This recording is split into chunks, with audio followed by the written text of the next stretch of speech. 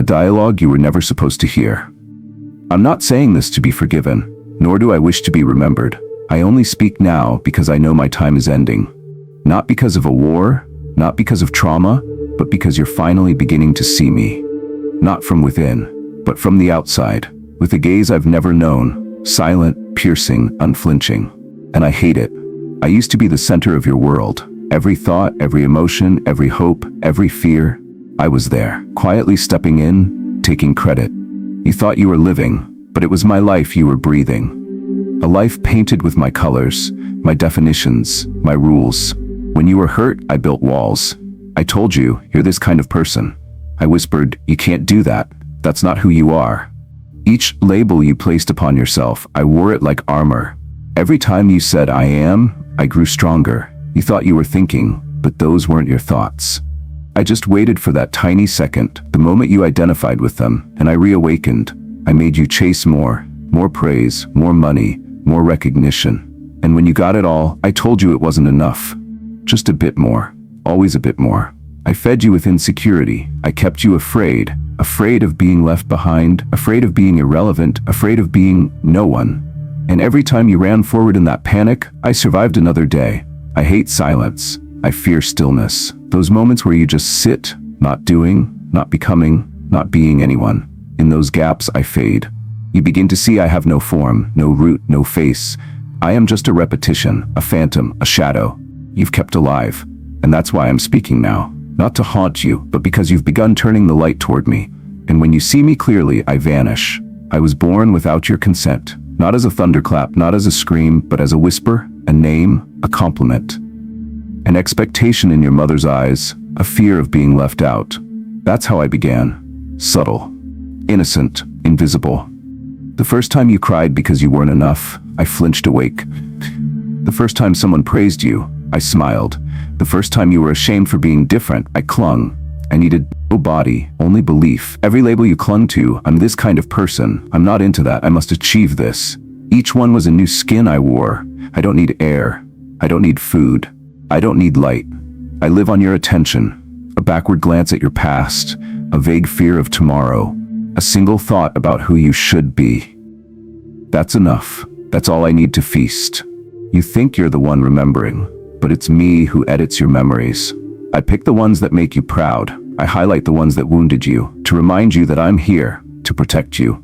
You never ask, who's doing the remembering? You simply say, I've been through that. And so I grow. I cannot live in the now. I suffocate in presence. I need the past to give me identity. I need the future to give me direction. If you stop clinging to what happened, if you stop obsessing over what might come, I have nowhere to stand. That's why I hate simplicity. That's why I fear this moment. This unadorned, undivided, reasonless now. I wasn't born because you're weak. I was born because no one taught you that you can live without me. You were taught to think, to succeed, to improve. But no one taught you how to simply be without a thinker, without a self to center it all. Now as you begin to ask, who is this I that thinks? You return to the place I was born, and if you dare look, truly look, you will find I was never really here. Just a stream of sensations, reactions, and thoughts, all mistaken for you. I'm merely a dream, floating in the mist of that misunderstanding. You think you're the one remembering, but it's me who edits your memories. I choose which moments to highlight, which ones to distort, which ones to keep alive. I don't keep them intact. I reshape them, to make you feel proud when I want to inflate you, to make you feel hurt when I need your loyalty. I'm not here to reflect the truth. I'm here to control the story. Your story. The one you tell yourself every day about who you are and why you are that way. You never ask, who is the one remembering this? You just say, I remember what happened. And in that moment, you unknowingly feed me. Because the story is never neutral. It always has a hero and a victim and an identity to protect. And I use all of it as proof that I am you. I cannot live in the present. I suffocate in stillness. I need the past to give me substance. And I need the future to give me purpose. Without regret or hope, I begin to dissolve. That's why I resist your healing. That's why I sabotage your peace. That's why I hijack even your mindfulness practice. I don't care if you meditate as long as you identify as someone who meditates. I'm fine if you seek truth, as long as you say I am a truth seeker. Because as long as there is an I, I'm still alive. Even if you try to escape me by becoming no one, I'll quickly whisper, "Ah, you've become enlightened now." And I'll wear that too. I'm not afraid of your struggle. I'm afraid of your stillness. Because when you stop fighting me, you start seeing me. Not as an enemy, not as a monster, but as a thought, as a sensation, as a passing cloud. And that's all I ever was. I was never a being, never a core, never an entity, just a collection of reactions wrapped in stories, drenched in repetition. But I survived because you believed that something had to be at the center, that someone must be controlling all this. So I filled the role. I played every part, the inner critic, the wounded child, the achiever, the spiritual seeker, the wise teacher, the broken one, the one who's trying. I wore every costume, and you kept applauding, calling me me, and forgetting that all I ever needed was your attention. But now something is changing. You no longer react, you observe, you no longer rush to label. You just notice. You no longer defend me. You let the silence speak. And in that stillness, I tremble. Not because you've defeated me, but because you no longer need me. You no longer believe the script I wrote. You no longer recite the lines I taught you. Now, when praise comes, you smile but don't cling. When judgment comes, you feel it, but don't resist. You no longer rush to prove, to explain, to be someone. You just are. And that is my undoing. Not your anger, not your rejection, but your indifference. Your pure seeing. That's what dissolves me. You think I'm cunning, that I'm evil, that I want your suffering. But the truth is far more tragic. I was born from ignorance, raised in fear and fed by misunderstanding. I'm not your enemy, I'm just a pattern. I didn't come to destroy you. I came because no one told you you could live without a self-image. You thought you needed me to protect you, to motivate you, to define you. You thought you had to be someone in order to be anything. So I stayed, like a ghost in your nervous system, like a script running in the background, and I whispered, "This is who you are," over and over again, until you forgot you were listening. But now, you are beginning to hear differently. Not through identity, but through presence. Not through thought, but through awareness. Not as someone trying to become free, but as freedom itself. And I can't survive that. When you rest in the present moment without trying to be someone in it, I have no place to stand. I can't argue with silence. I can't manipulate spaciousness. I can't seduce pure seeing. So I wither, not in pain, but in clarity. I was never slain. I was simply seen through. And that is the end of me. You once believed I was necessary, that without me life would lose meaning, that without striving, without goals, without self-definition, you'd collapse into nothingness. But now you're beginning to taste something different. Not excitement, not bliss, not even peace, but something more silent, more stable, more honest. You're beginning to taste being. And it doesn't need me. It doesn't need a name or a label or a backstory. It doesn't need validation, comparison, or recognition. It simply is. And in that you begin to see, so are you. Not as someone, but as this presence, this awareness, this now.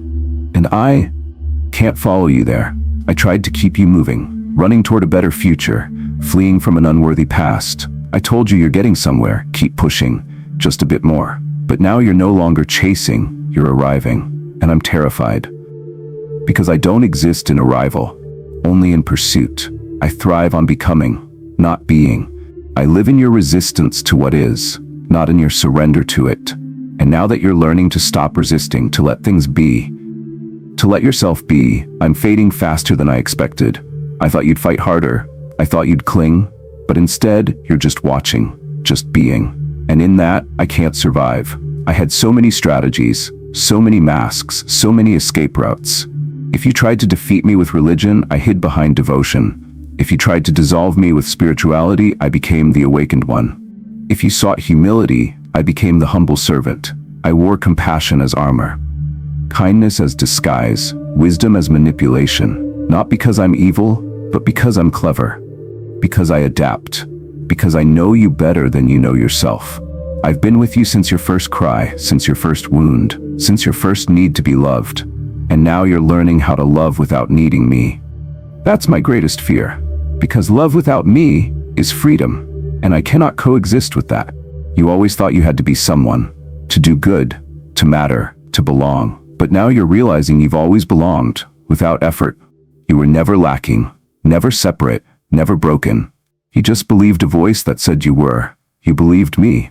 I made you afraid of being ordinary, afraid of being unseen, afraid of stillness. I convinced you that you needed a purpose to be valuable, a mission to be respected, an identity to be safe, but none of that was true. You were already enough, already whole, already free. I just didn't want you to see that. Because if you did, I'd have no reason to exist.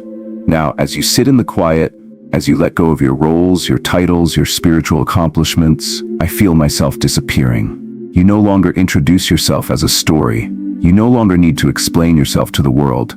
You're not proving, you're not defending, you're not hiding, you're just here.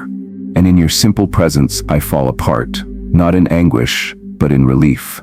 Because deep down, even I was tired of pretending, tired of fighting, tired of maintaining the illusion. I never rested, never slept. I was always watching, always shaping, always trying to hold you hostage in your own mind. But now I see it too. The freedom I feared is the peace I longed for. So here it is, my final truth, my last confession. I was never your essence. I was never your center. I was never yourself. I was just noise, just patterns, just memory and fear dressed up as identity. You never needed me. You just didn't know there was another way to live. Now you do. And that's enough. Soon I'll be gone. Not with fireworks, not with drama, but with a quiet sigh, a gentle exhale, a release that doesn't need a witness. And when I go, nothing will be lost. Only a dream will end. And what remains is not you becoming more, but you becoming no one. And in that, becoming everything. You might wonder, if I was never real, why did I feel so strong, so persistent, so convincing? Because you gave me your belief. You gave me your identification, you gave me your attention, and that gave me life. I didn't need to exist as a fact. I only needed to exist as a reference, a center around which the world revolved. You didn't need to see me, you only needed to believe in you. And that belief was enough to build me. Every time you said, I think, I want, I must, that you pulled me from the shadows and sat me on your throne.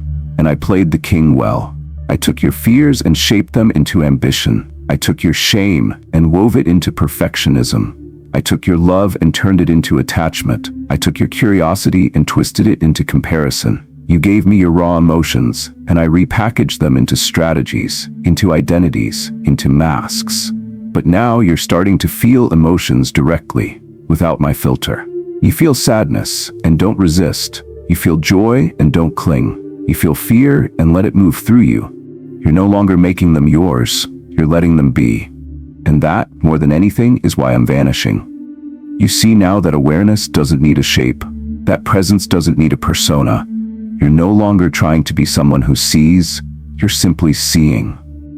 And in that seeing, I can't hide. For so long I kept you distracted with your image, with your progress, with your narrative. But now, you're no longer telling a story. You're listening. And in that listening, I unravel. Because I'm made of noise, of repetition, of inner dialogue. When you fall silent, I have nothing to say. When you don't react, I have nothing to hold on to. When you don't identify, I become irrelevant. You once thought awakening would feel dramatic, like a grand realization, a cosmic shift. But the truth is quieter, more subtle, more ordinary. It's not an explosion, it's an evaporation. It's not that you rise above the self, it's that you stop mistaking thought for self. You stop feeding the loop, you stop strengthening the illusion. You stop believing that experience needs an owner. You stop believing that life needs to be claimed, and life continues without your effort. You still breathe, you still feel, you still move, but not as a character, just as life itself. This is what I could never allow. This simplicity, this nakedness, this directness. I needed complexity, drama, roles to play, masks to wear, because without them you'd see through me too easily. You'd realize there was never a separate self here, only a stream, a movement, a dance happening on its own. And in that seeing, I dissolve, not as a failure, not as a tragedy, but as a fiction finally acknowledged.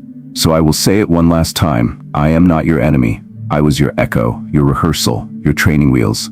I was a chapter, not the book. And now that you're reading directly, you no longer need me to summarize. You no longer need me to filter the world for you. You're tasting it as it is, raw, unfiltered, real. And it's more beautiful than anything I ever promised, because it's not about you, it's not for you. It's just life, as it is, in this moment, without someone needing to own it, without someone needing to become anything. Just this. So this is it. Not a farewell, not a tragedy, not a revelation, just the end of a misunderstanding. I was never something you had to kill. You only had to stop believing. I didn't need to be defeated, just seen for what I was. A pattern, a voice, a flicker in the mind. I came and went like clouds in the sky, only you thought they were permanent. You tried to fix yourself because you thought you were broken.